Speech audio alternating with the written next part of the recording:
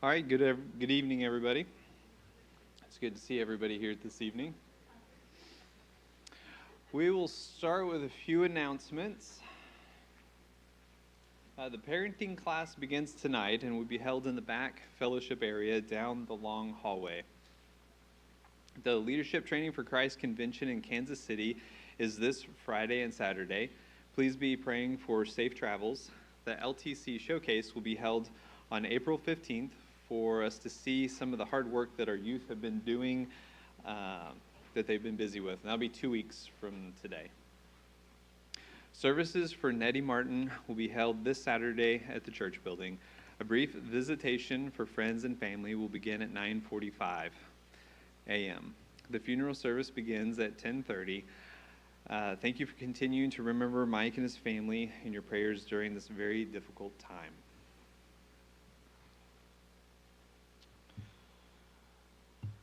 And then I think it was announced or shot out. I guess one other extra announcement. Rolla was baptized last Sunday afternoon. So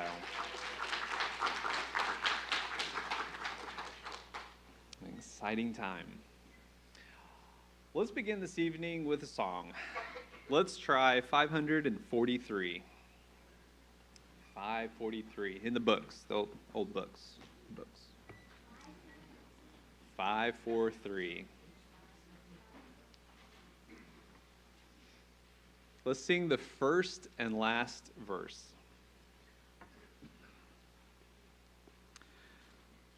543.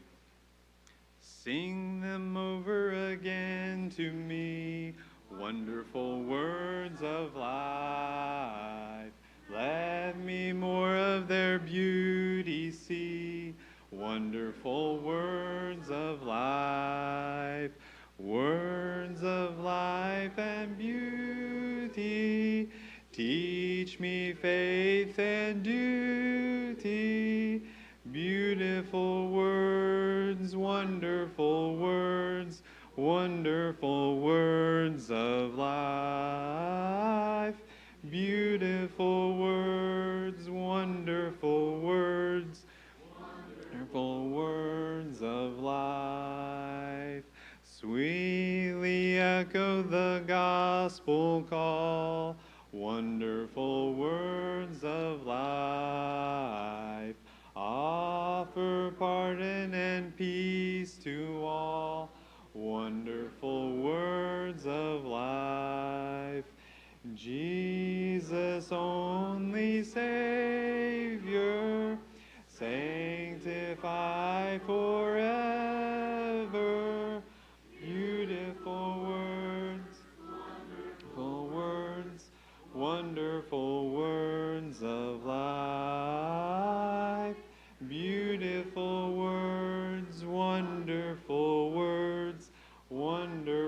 words of life.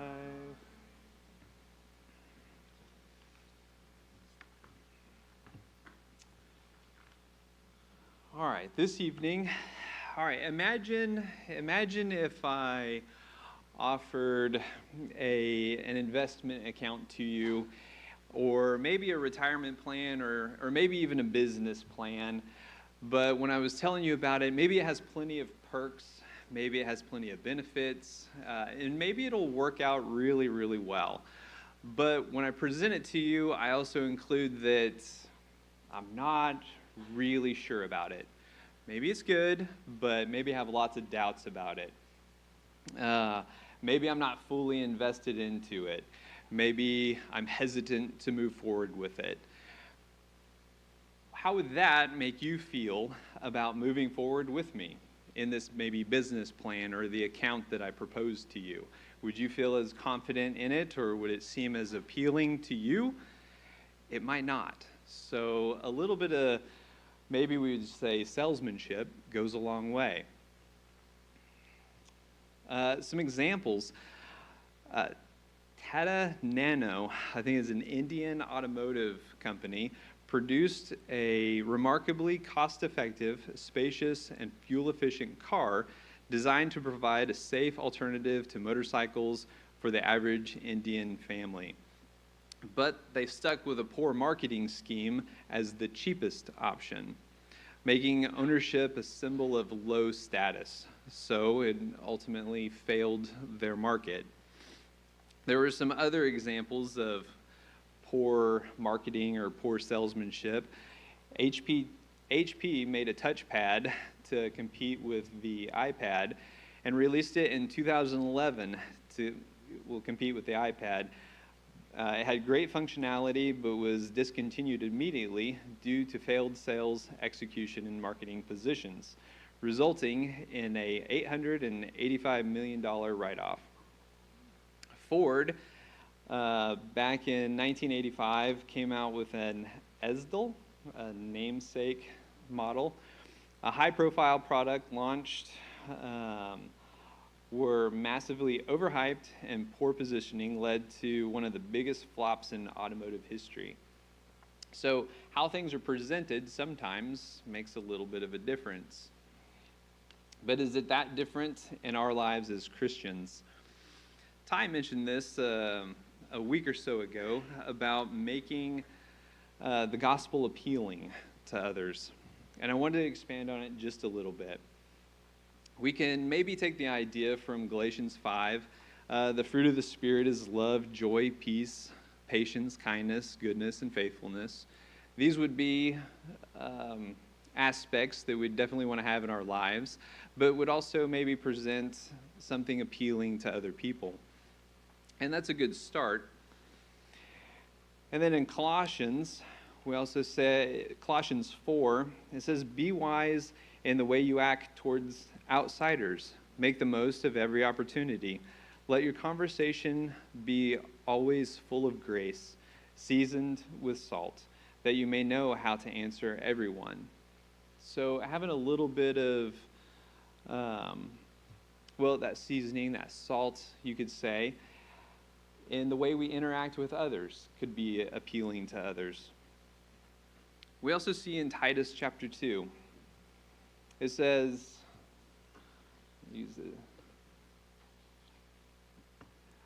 "Bondservants are to be submissive to their own masters in everything.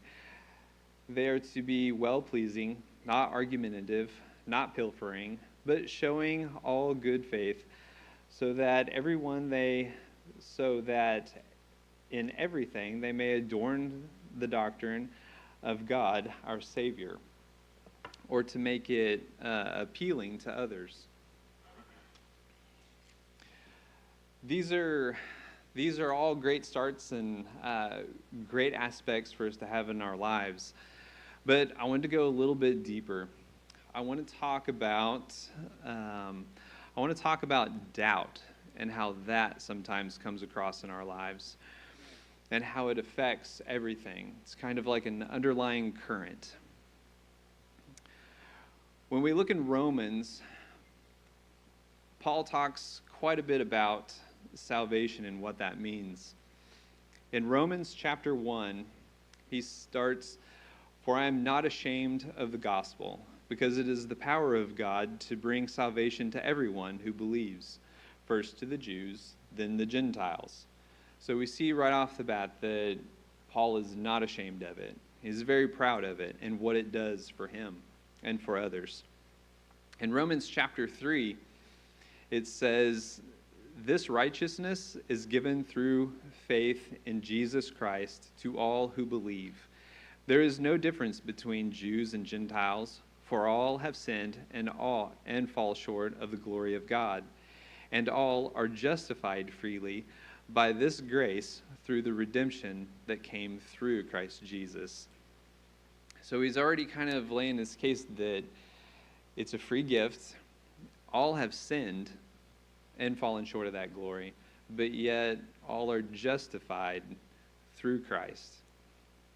We move on to Romans chapter 4. "Now to the one who works, wages are not credited as a gift, but as an obligation. However, to the one who does not work, but trusts God, who justifies the ungodly, their faith is credited as righteousness." So he's comparing the works and the faith, and then also as well the the old law and the new covenant. But he's saying that the faith is credited as righteousness. And then in Romans chapter 5, therefore, since we have been justified through faith, we have peace with God through our Lord Jesus Christ, through whom we have gained access by faith into his grace in which we now stand. And we boast in the hope of the glory of God. So he continues to build this, that our salvation is not really built upon a work that we can do to maybe say earn it or maybe to lose it. But it is a gift from God. And it's through that faith. Then we get to this point that I find kind of interesting in Romans chapter 6. He says, "What shall we say then? Are we to continue in sin that grace may abound? By no means. How can we who died to sin still live in it? Do you not know that all of us who have been baptized into Christ Jesus were baptized into his death?" I think he's asking a hypothetical question, but it's interesting that he gets to this point that if it's through faith that we are saved, through baptism, through Christ, then he's posing that question, well, should we just continue in sin? Like it doesn't matter or it doesn't change anything? Well, of course, he obviously answers the question by saying no. But I think he's trying to impress upon the listeners that God's salvation is a very real and it's a very powerful thing that is not just whimsically lost for this or that or anything less. It is a very, very powerful thing. So in conclusion, what works, per se, can we do to earn or remove ourselves from God's salvation? I would say that's perhaps a pretty difficult thing. And I think that leads to the point. Our confidence in our salvation, in God's salvation, should be a very appealing thing. If we go around and we're acting as if, well, I don't know if I'm saved, maybe I am, we'll see when I get to judgment, that might not be a very good appeal to those that you're trying to bring to Christ. So having that confidence in salvation, in God's salvation for us, is something that we should maybe hold in a little bit higher regard. And for a simple application, maybe this week we can be more mindful of the doubts that we hold or that hold us down, or sometimes that might slip into our lives that would make us hesitate to move forward, or to talk to somebody, or to share that gospel with somebody else. So I would encourage you to develop that confidence in the salvation that you have, and carry that forward and share that with others. That's all. Thank you.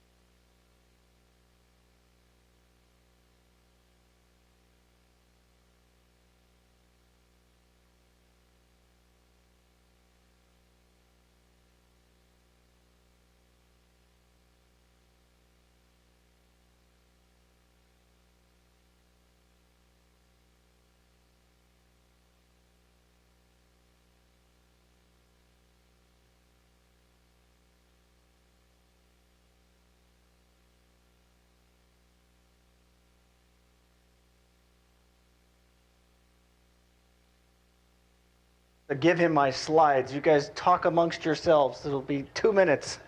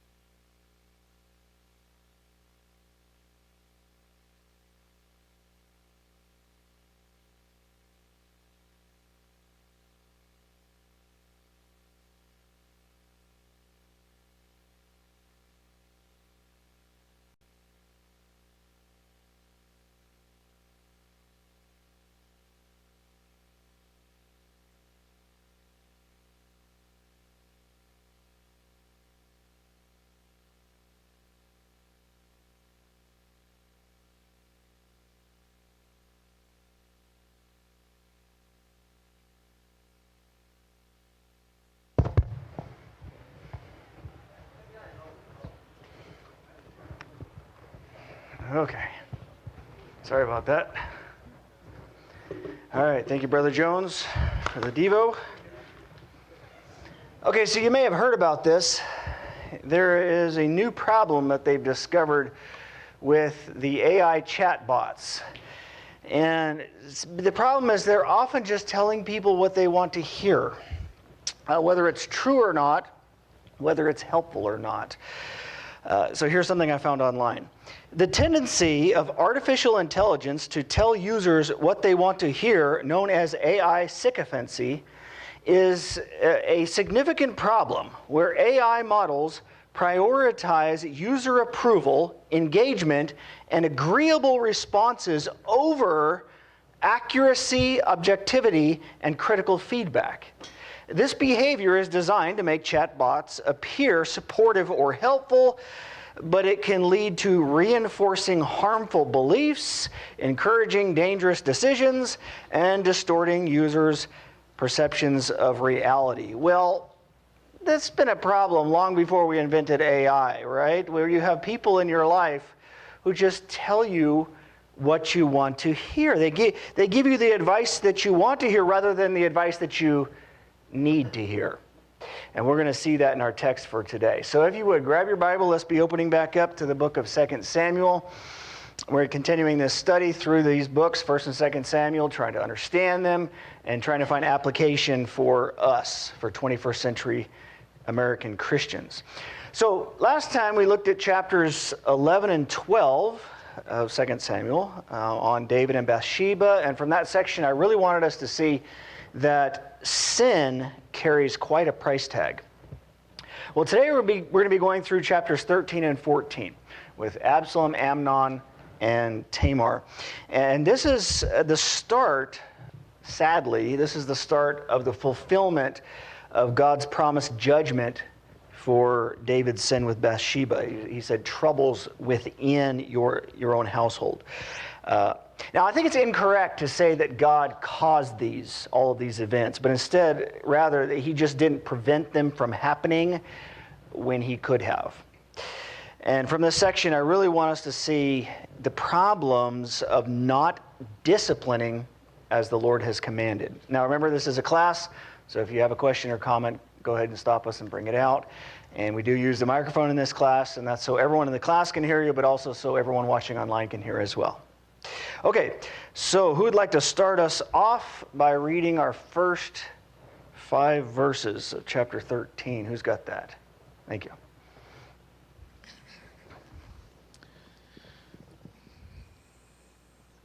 Now it was now it was after this that Absalom, the son of David, had a beautiful sister whose name was Tamar, and Amnon, the son of David, loved her. Amnon was so frustrated because of his sister Tamar that he made himself ill, for she was a virgin, and it seemed hard to Amnon to do anything to her. But Amnon had a friend whose name was Jonadab, the son of Shimei, David's brother, and Jonadab was a very shrewd man. He said to him, "O son of the king, why are you so depressed morning after morning? Will you not tell me?" Then Amnon said to him, "I'm in love with Tamar, the sister of my brother Absalom." Jonadab then said to him, "Lie down on your bed and pretend to be ill. When your father comes to see you, say to him, 'Please let my sister Tamar come and give me some food to eat, and let her prepare the food in my sight, that I may see it and eat from her hand.'" Good. Okay, so looking back at chapter 3, Tamar was Absalom's full sister from David's wife Maacah, and Amnon was David's firstborn son from his wife Ahinoam. Okay, so he was in love with his half-sister, or really in lust, but that was indeed forbidden by the law of Moses, to marry one's half-sister, or to be with one's half-sister. Leviticus 18:11, Deuteronomy 27:22, it says, your father's daughter or your mother's daughter, I mean, it doesn't matter if even a half-sister, that's a big no-no. And I read that virgins had less public freedom, and so that's possibly all it's saying here. It just means that he thought he was going to have a hard time finding an opportunity to be around her even. And as it says, you see, this was an obsession, or that's how the NIV translates it. It was an obsession that grew to the point of making him ill. Now, I want to talk about this for a minute. We need to be very careful when it comes to obsessions. As Paul stated in 1 Corinthians 6:12, "I will not be mastered by anything." An obsession is defined as an unhealthy, persistent, or uncontrollable preoccupation with a specific idea, feeling, or person. So, all right, let's open this up. Does anybody have some advice that you might have for us? Some advice when we start becoming obsessed with someone or something. So what can help us in this when we start feeling that we're becoming obsessed with something or someone? Any ideas, any advice?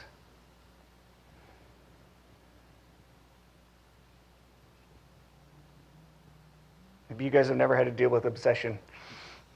Or maybe you're still obsessed and you haven't gotten over it. Okay, some advice.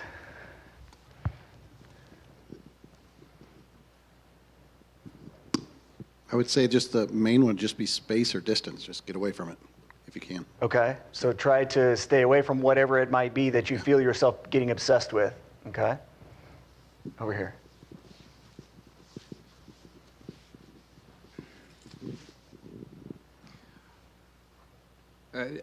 I think the thing that maybe had helped me the most was understanding that God is enough, and that He fills all those needs, or I guess you could say desires. Mm-hmm. So the obsession should be lessened when I guess you understand that God is enough. Okay, so when we have God and that God is enough, that we don't need whatever that might be. Good. What else? Over here.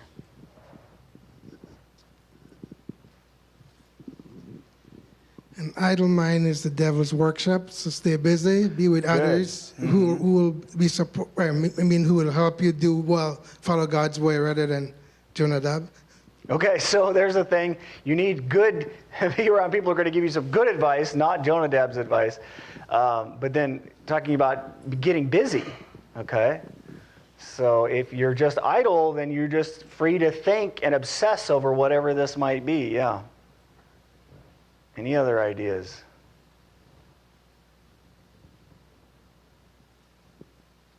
Okay. Well, one thing, of course, we can Time. pray. Go ahead. Go ahead. Yep.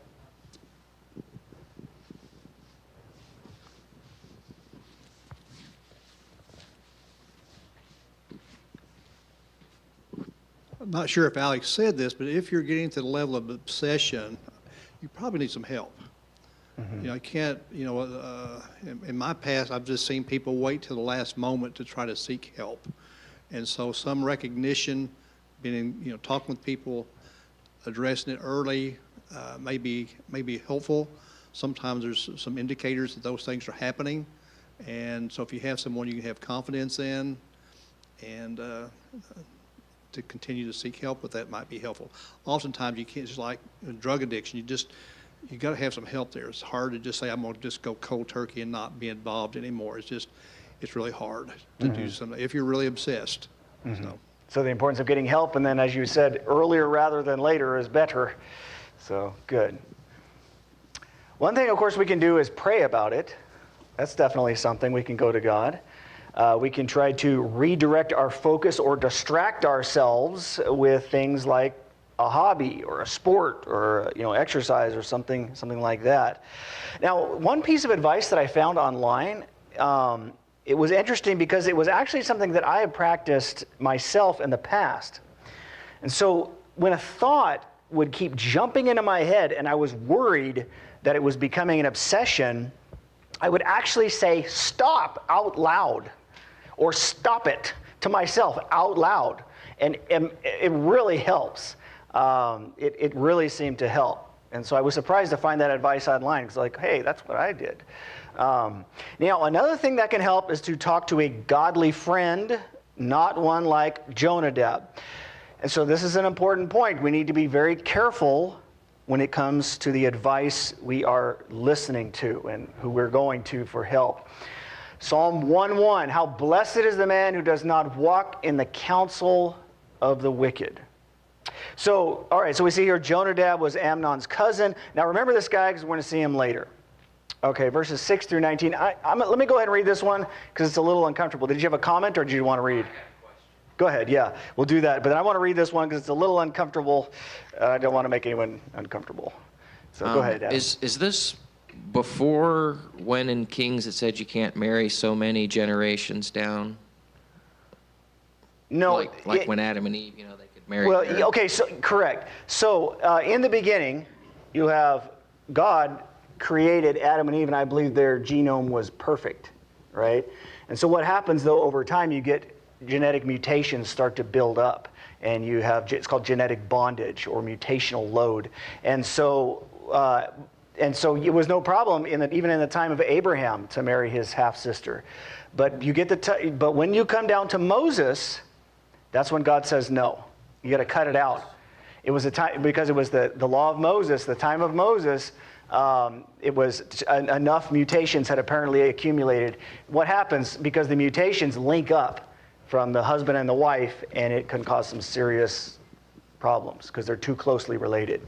So anyway, yes, at this time it was in the law of Moses. It was a big no-no. You were not allowed. If somebody did have relations with, like a sister or a relative, a close relative, they were to be sent away. That was in the law of Moses. Sent out of Israel. That was, you got to get out of here. So anyway, okay, let me read 6 through 19. So Amnon lay down and pretended to be ill. When the king came to him, Amnon said to the king, please let my sister Tamar come and make me a couple of cakes in my sight that I may eat from her hand. And David sent to the house for Tamar, saying, go down to your brother Amnon's house and prepare food for him. So Tamar went to her brother Amnon's house, and he was lying down. And she took dough, kneaded it, and made cakes in his sight, and baked the cakes. She took the pan and dished them out before him, but he refused to eat. And Amnon said, have everyone go out from me. So everyone went out from him. Then Amnon said to Tamar, bring the food into the bedroom, that I may eat from your hand. So Tamar took the cakes which she had made and brought them into the bedroom to her brother Amnon. When she brought them to him to eat, he took hold of her and said to her, come, lie with me, my sister. But she answered him, "No, my brother, do not violate me, for such a thing is not done in Israel. But do not do this disgraceful thing. As for me, where could I get rid of my reproach? And as for you, you will be like one of the fools in Israel. Now therefore, please speak to the king, for he will not withhold me from you." However, he would not listen to her. Since he was stronger than she, he violated her and lay with her. Then Amnon hated her with a very great hatred, for the hatred with which he hated her was greater than the love with which he had loved her. And Amnon said to her, "Get up, go away." But she said to him, "No, because this wrong in sending me away is greater than the other that you have done to me." Yet he would not listen to her. Then he called his young man who attended him and said, "Now throw this woman out of my presence and lock the door behind her." Now she had on a long-sleeved garment, for in this manner the virgin daughters of the king dressed themselves in robes. Then his attendant took her out and locked the door behind her. Tamar put ashes on her head and tore her long-sleeved garment which was on her. And she put her hand on her head and went away, crying aloud as she went. Okay, so take a look at verse 7. David, he probably didn't think anything of this request. Sick people, right? They have peculiar whims with regard to food. That's not something, certain things just taste better when you're sick, and maybe Tamar was known for her special bread or whatever it was. So looking at verse 13, of course, David absolutely would not have allowed them to be married, but she's just using anything she could think of to try to stop him. Now, you'll notice, this is very common, okay? You'll notice that when his lust was gratified, it turned to hatred. Because she wouldn't be with him willfully. And his experience, it didn't live up to his fantasies. She didn't love him back. And that is what sin is like. See, temptation is very alluring, and but the fruit of it ends up being pretty awful. As the illustration goes, sin is like chocolate-covered, rotten, putrid fish. See, on the outside, it looks nice, it smells nice, it might even taste nice at first. But when you actually bite into it and get into it, you realize that it's an illusion. Hebrews 3:13 calls it the deceitfulness of sin. Now, instead of asking for forgiveness or trying to do what he could to make it right, he immediately sent her away as if she had done some wicked thing. And this is what happens, this young man here. This is what happens when you let Satan get into your heart and have his way with you. This is what he wants to turn people into. Just amazing, this guy. Okay, let's go on. Who'd like to read for us 20 through 22? Up here. Thank you.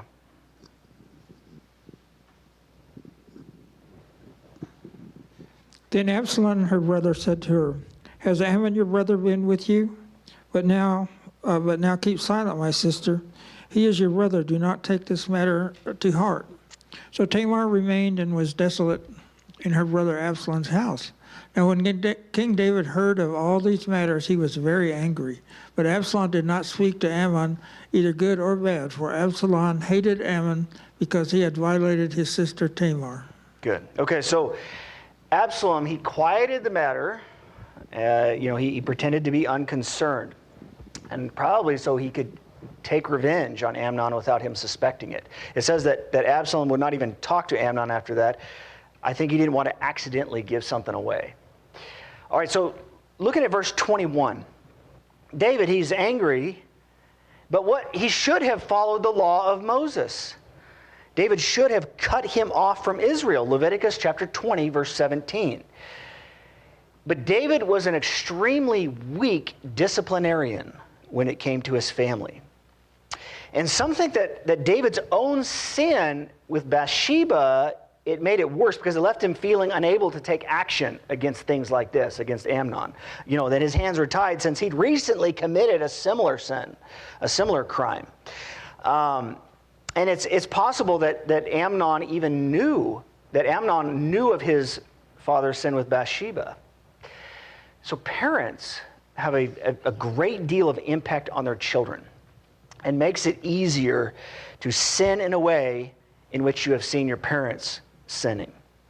Now, not always, but sometimes the sins of children are simply the reflection of the sins of their parents. Parents have a mighty responsibility to model the behavior that they expect. Okay, let's go on 23 through 29.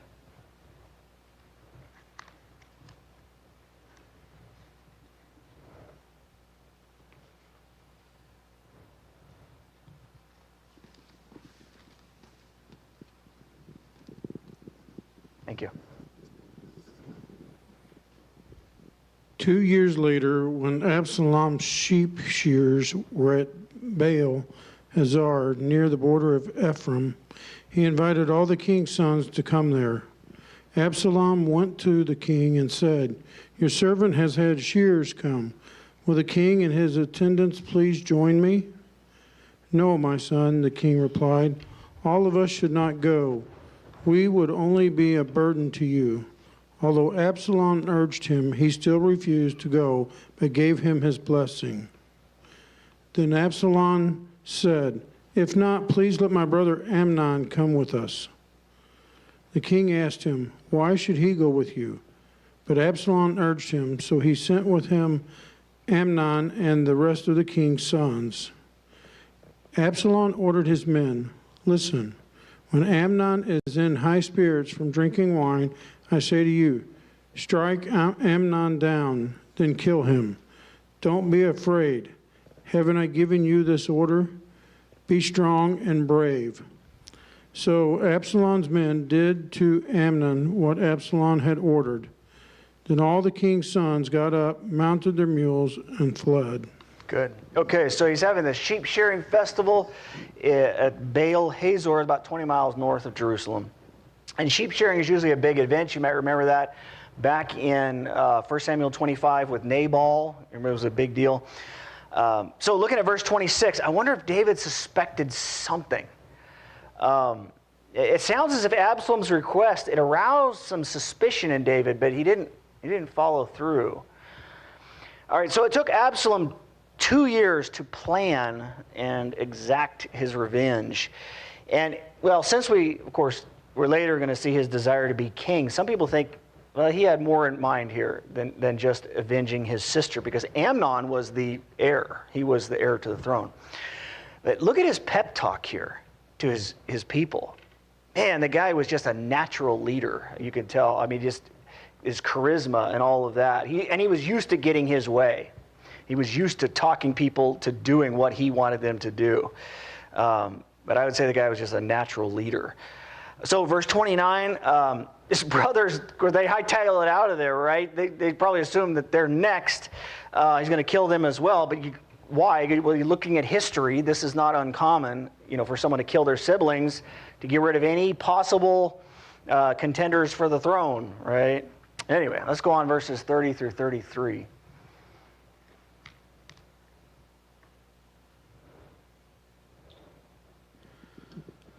Now it was while they were on the way that the report came to David, saying, "Absalom has struck down all the king's sons, and not one of them is left."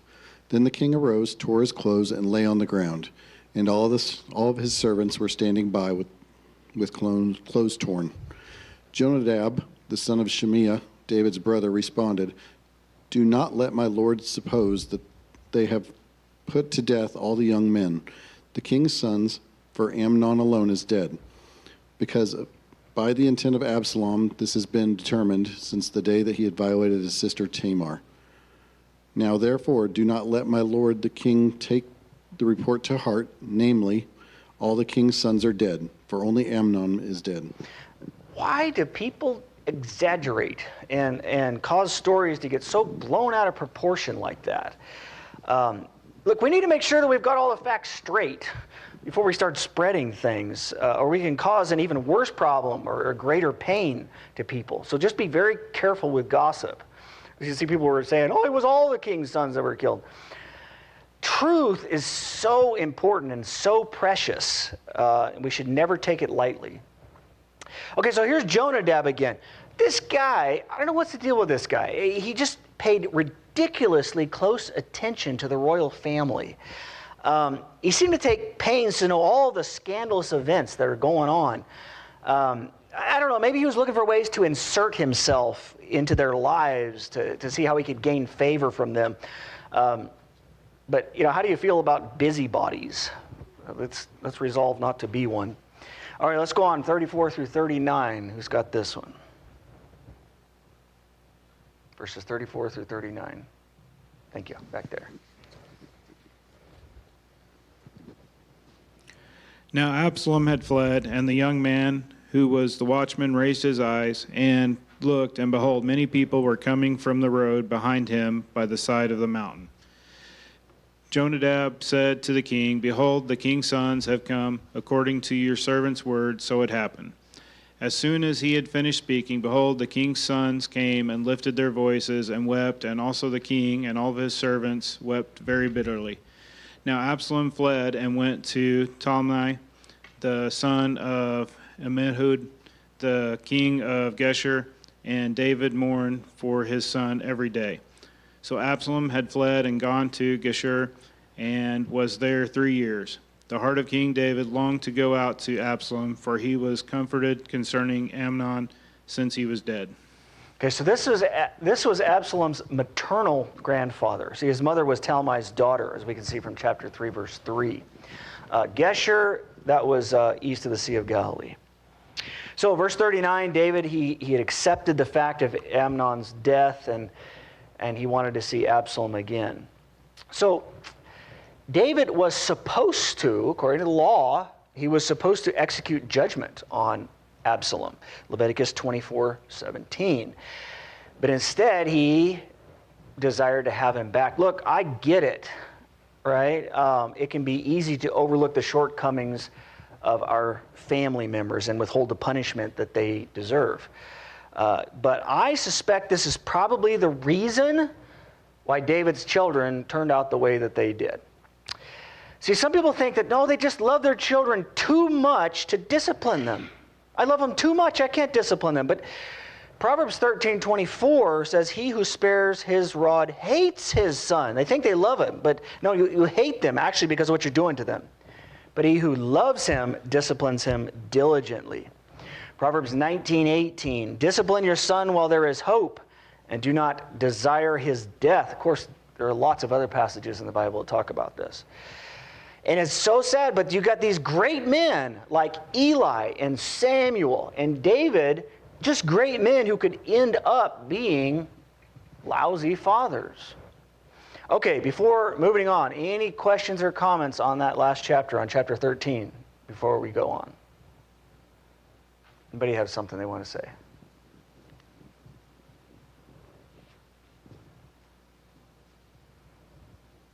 Okay, who'd like to read for us then the first 11 verses? Over here. Thank you.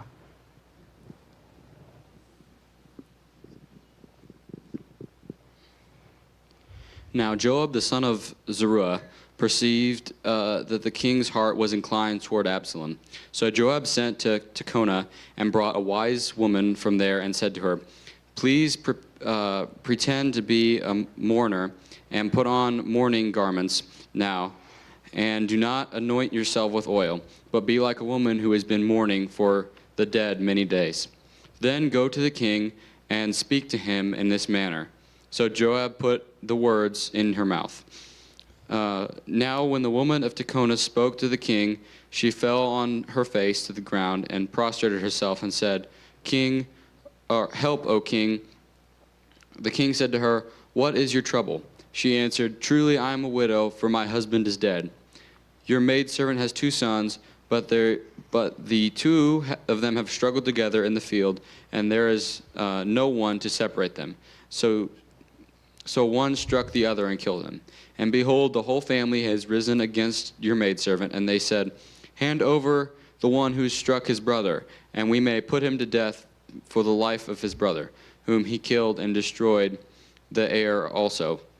Thus they will extinguish my coal which is left, so as to leave my husband neither name nor remnant on the face of the earth. Then the king said to the woman, Go to the house, and I will give orders concerning you. The woman of Tekoa said to the king, O my lord, the king, the iniquity is on me and my father's house, but the king and his throne are guiltless. So the king said, Whoever speaks to you, bring him to me, and he will not touch you anymore. Then she said, Please let the king remember the Lord your God, so that the avenger of blood will not continue to destroy. Otherwise, they will destroy my son. And he said, As the Lord lives, not one hair of your son shall fall to the ground. Good. Okay, so Joab knew that David really wanted to pardon Absalom and bring him home. So he devised this plan here to get David to do it. Now, some people think he was concerned for the king, and he just wanted him to be happy. Other people think that he feared that if David died with Absalom far away, it was going to cause a real problem with succession. A civil war might even erupt for the succession.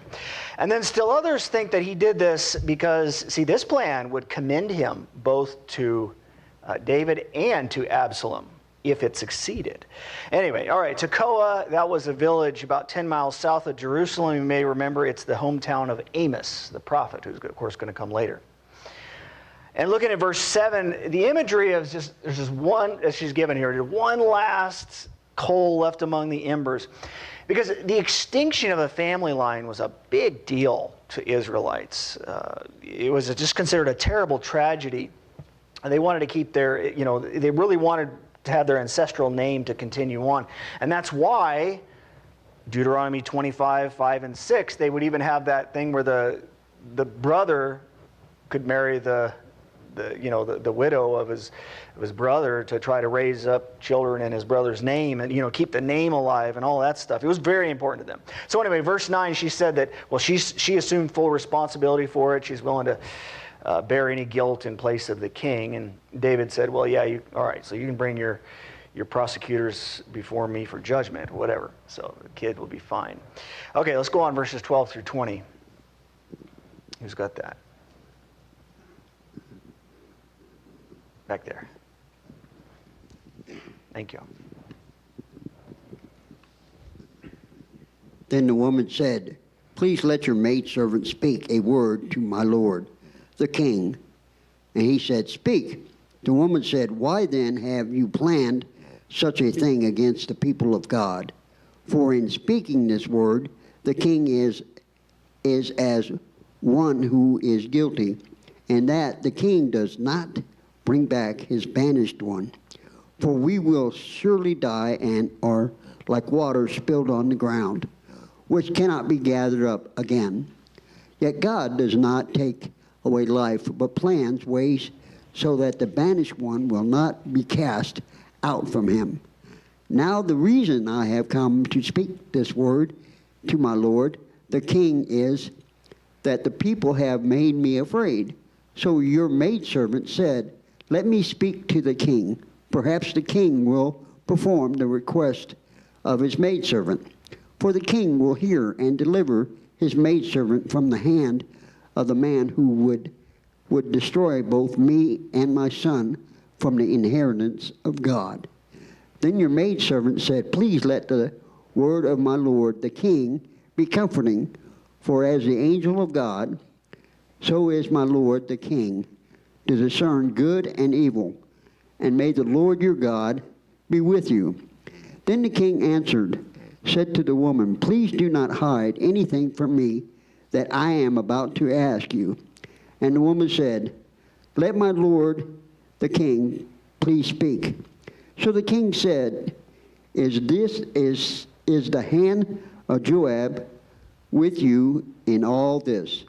And the woman replied, As your soul lives, my lord the king, no one can turn to the right or to the left from anything that my lord the king has spoken. Indeed, it was your servant Joab who commanded me, and it was he who put all these words in my mouth of your maidservant. In order to change the appearance of things, your servant Joab has done this thing.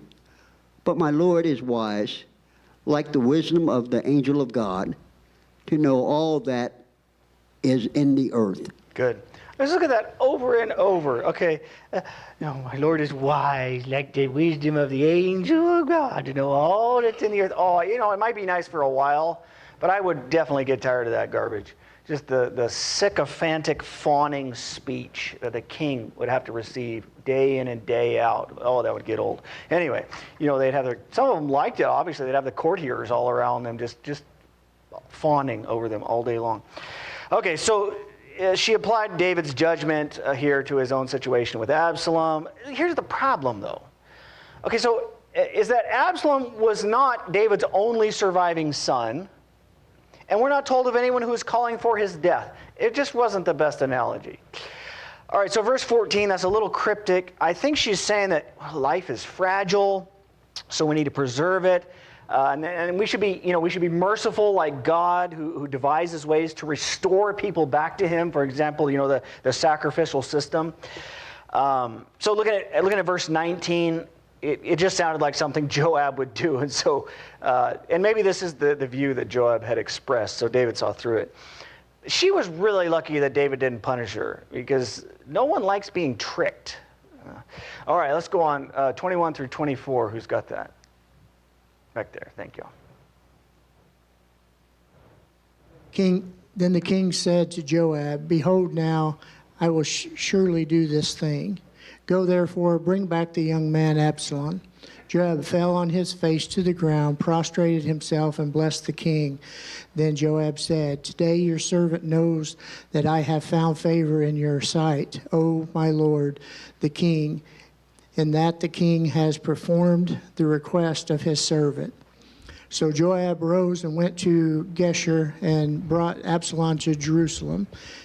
However, the king said, "Let him turn to his own house and let him not see my face." So Absalom turned to his own house and did not see the king's face. Good. Okay, so yeah, David was unwilling to restore him to the king's court. Maybe he felt conscience stricken for overruling God's law. He should have. But, just think about this. If David would have obeyed the law in the first place with Amnon, right, maybe this whole situation could have been avoided. And my argument here is, if we don't obey what God has said, we can't expect things to go well. Okay, who'd like to read 25 through 27? Who's got that back there? Thank you.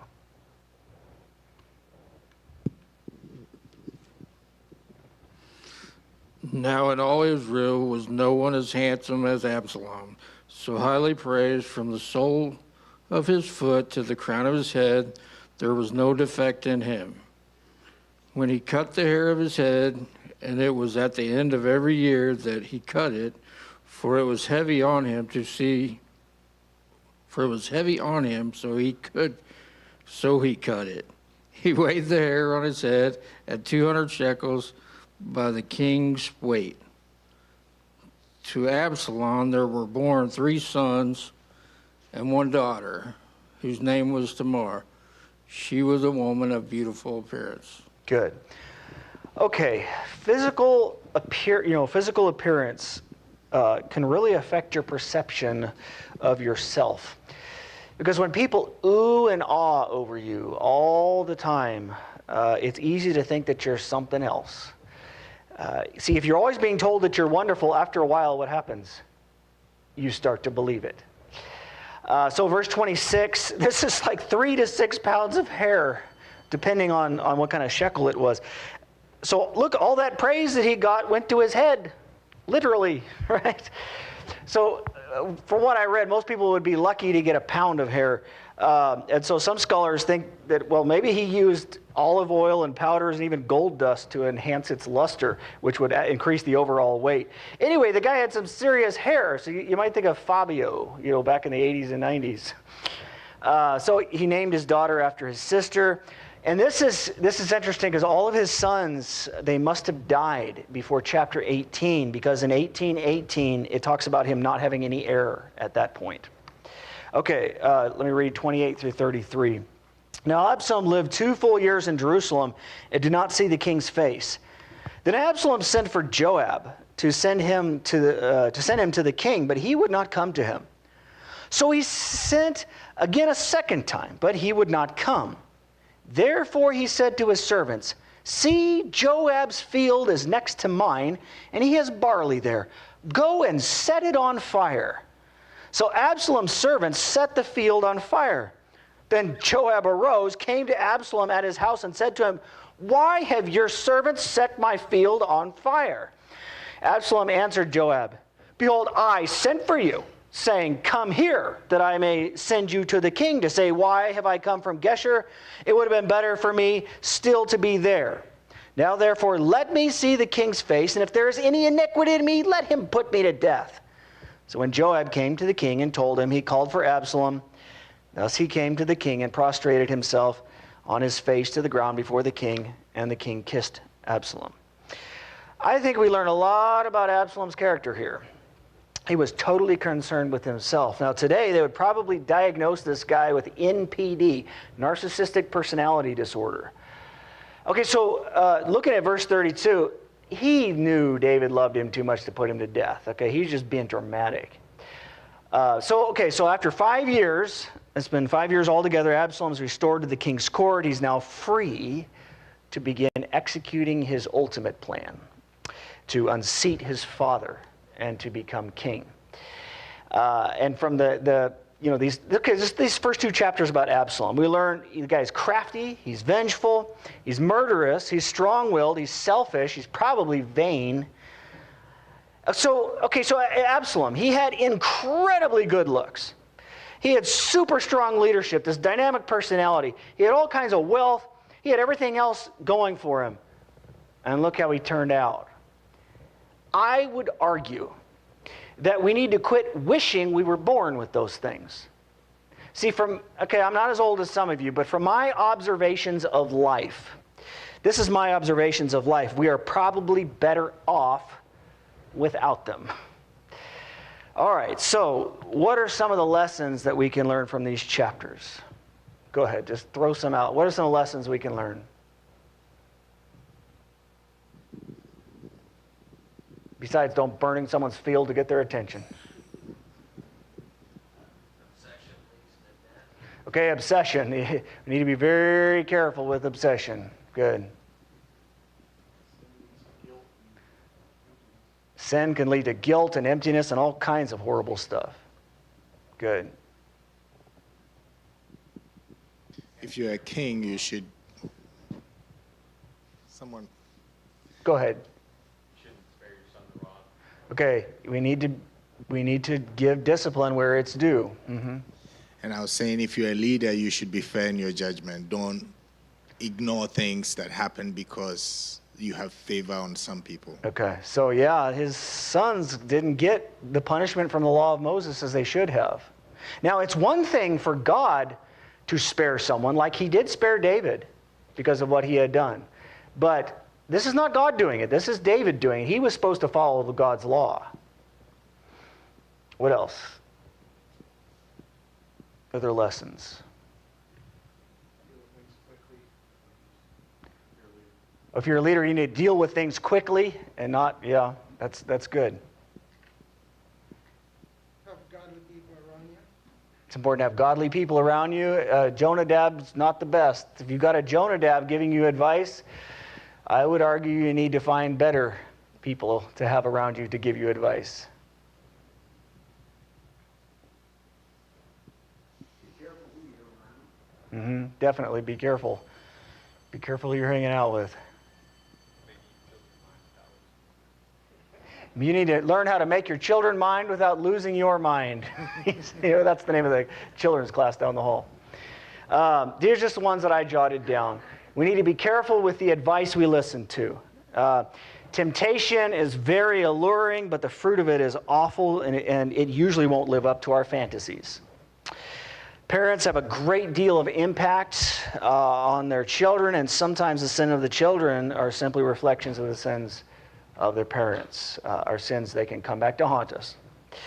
We need to make sure that we get all the facts straight when transferring information, because exaggerated and tainted stories can cause great problems and pain for people. There are dreadful results that can come from not following what the Lord has commanded, and specifically here when it comes to discipline. Okay, good. Appreciate you all being here tonight. We will continue on, chapter 15. Thank you for reading. Thank you for your comments. Come back next week. You're dismissed.